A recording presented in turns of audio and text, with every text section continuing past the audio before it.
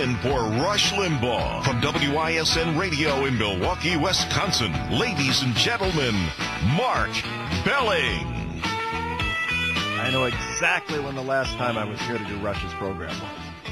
I know this because I got into the studio and I plugged my, what do you call these now, laptops and notebooks? I know it's not a tablet.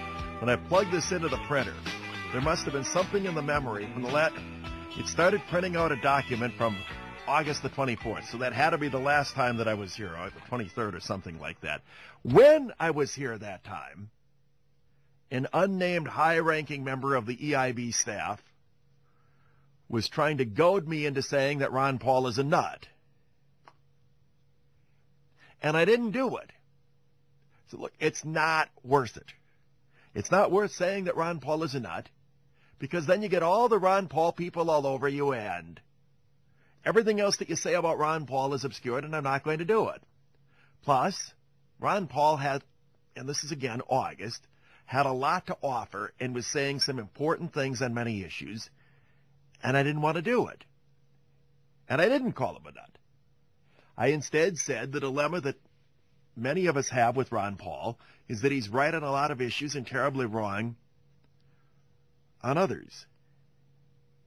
Well, I'm back now. It's almost exactly 4 months later. And I'm still not going to say Ron Paul is a nut, although I called him a wing nut, which is a variation of that earlier in the program. What I am going to say, though, is that Ron Paul is trying to appeal to people who are nuts. The Ron Paul coalition includes some people who are legitimately libertarian in their thinking. They are simply fed up with how large the government is and how it's in every element of our lives. He also appeals to people who think the reason we're in the mess that we're in this country is because we have strayed away from the Constitution. The Constitution was set up to put limits on government, and it has been misinterpreted to allow government to expand and become the monster that it is. Ron Paul appeals to people because he's the one guy who's on that issue, and he talks about it eloquently. That's the good part of Ron Paul, and it's the good part of his base, and it's the part of his base that often gets hacked off when people like myself suggest that there's something wrong with Ron Paul. But then there's the other part of his support group out there. They are people who have points of view that are nutty, that aren't within the mainstream of anything, that are beyond distasteful, that they're wrong. Do you really think that that newsletter he was putting out in the 90s, that he now says he disavows, I don't agree with this, I didn't write it, and I didn't even read it? Why was that stuff in the newsletter then? I'll tell you why. Because he wanted to sell newsletters. Ron Paul was appealing to the people who believed the stuff that was in the newsletters. It's always been part of his base. Just as now, he throws out, in one of his other publications, this notion that maybe the Mossad, the Israeli intelligence agency, might have had something to do with 9/11. There are people who want to believe that. There's always a desire to believe in nuttiness. When a world's reality is difficult, rather than actually confronting reality, it can be comforting to instead embrace nuttiness. Thinking that 9/11 was an inside job, like way too many liberals, or the Israelis did it, like some other people out there, that's easier than confronting the reality that there is an Islamist, not Islamic, Islamist movement in the world that wants jihad. It's easier to accept than the reality that in a world in which weapons of mass destruction are there and will become more prevalent every month that goes by, that there are dangerous people who may want to use them because they hate the rest of us. So we embrace nut theories rather than dealing with that reality, which is, frankly, very, very terrifying. It's hard to know what to do about it. Ron Paul plays to that group. It's why he's able to get up and do as he did in the last Republican debate, poo-poo the notion of the very real threat of the Iranians getting their hands on nuclear weapons. He talked about not overreacting to that. How do you underreact to that? He's appealing to the people who think that this isn't a problem. He said that the reason why 9/11 occurred is because Muslims are upset because we've been over there bombing them. That's not it. And even he probably knows it. Over the Christmas weekend, a group called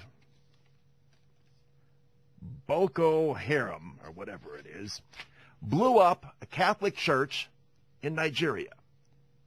Nigeria is almost equally divided between Muslims and Christians. By and large, they coexist. There's a large Roman Catholic population in Nigeria, along with a fair number of other mainstream Protestant religions and some fundamentalist Christians. They're about half and half with the Muslims in Nigeria. And by and large, they get along just fine. But there are the extremists in the Islamic movement who can't abide the notion that there are Christians in that country. They're now upping the ante. Blew up a Catholic church, killed, 35, 40 people? That's real. That happened. That ideology is not all that uncommon in the Muslim world. If they're willing to blow up people for the sin of going to church, a Catholic church on Christmas Day, don't think for a minute we don't have a problem if they get their hands on real weapons of mass destruction. This is a real problem. President Obama has done nothing on this for 3 years. He sought to engage the Iranians. Hasn't worked. He's given lip service to the pro-democracy protesters in the Arab world. All that's done is empowered the Muslim Brotherhood. At some point, we're going to have to confront it. For a Republican candidate for president to go out there and try to tell people that this is nothing to worry about and that we don't need to have our national defenses ready and that the Islamist problem, that the terror problem, isn't a real thing, is beyond simply uttering a political point of view. He's trying to appeal to people who are nutty. And that's the problem with Ron Paul. When you criticize Paul, his backers, who are very strident, very passionate, and often very humorless about the whole thing, attack you for daring to criticize Dr. Paul.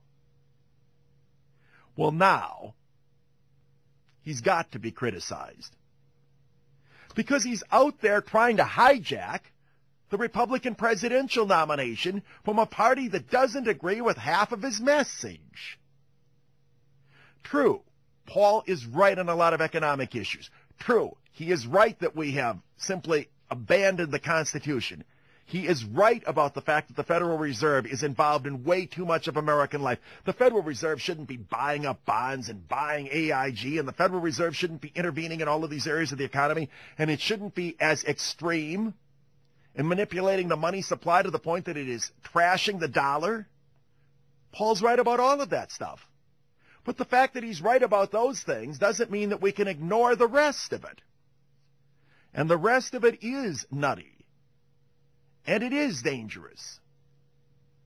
And if his supporters don't like hearing that, tough. It needs to be said. When Paul was out there getting 2 or 3% in some of the opinion polls, and he was a fringe player, it was easier to ignore him.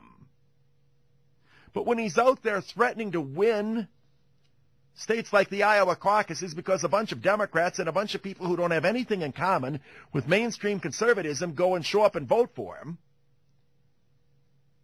his positions are fair game. All I'm doing here is taking Ron Paul at face value.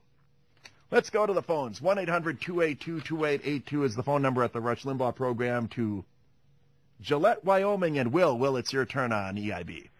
Mark, let me start by wishing you, hoping you had a Merry Christmas and a blessed New Year to you. Thank you. Bit of my resume, I'm a 20-year law enforcement vet.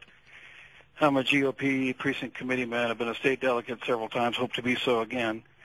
And I am a Ron Paul supporter. I'll start by saying something about Mitt Romney. I think Mitt before you do that, talk about Ron Paul and talk about the reasons you support him. Well, I will, just to give you this line. Mitt is probably the best to run the current system. The problem is the current system is flawed terribly. It's broken, and I don't want a really well-run broken system. Okay, we need massive change. Okay, but you called about Ron Paul. Right. And you just got done talking about how he's right on the economy, he's right on the Constitution, he's right on the Federal Reserve, he's right at trashing our dollar.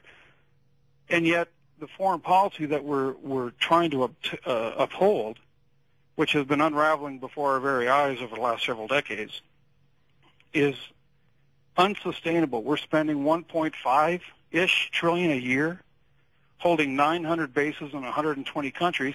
How can we afford that? The picture in my head is, when you get on an airplane and they go through the little spiel and say, hey, if there's a depressurization. Well, let me answer your point, Will, about how do we sustain that with the defense budget. What you just laid out is a fine point of view. I may disagree with it, but certainly debating how we can continue to spend money on a defense budget when we have the sort of national debt that we have is a legitimate issue. My problem with Paul is that he doesn't stop at that. He implies that we don't face any threats. He implies he implies things about the world that aren't true. He voted for the action against the terrorists in 9/11. He has said if we need to go to war, you go to Congress, you get a declaration of war, you go to war, you win it, and you finish it. We haven't declared war since December 8th, 1941, Mark. How is that constitutional?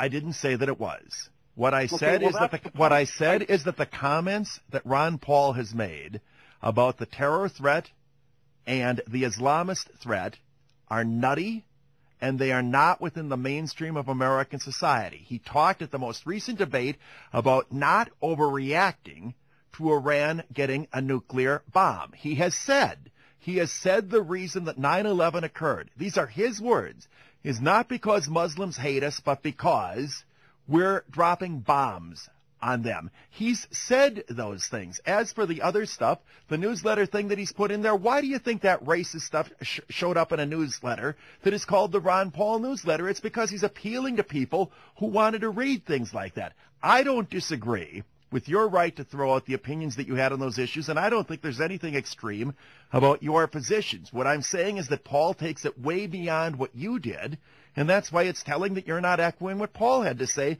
because even you don't believe some of the stuff that he's thrown out there. Listening to a little commercial that Rush puts on the line before you get on to talk with you fine folks, he says you need 6 weeks of continuous listening to get everything in context.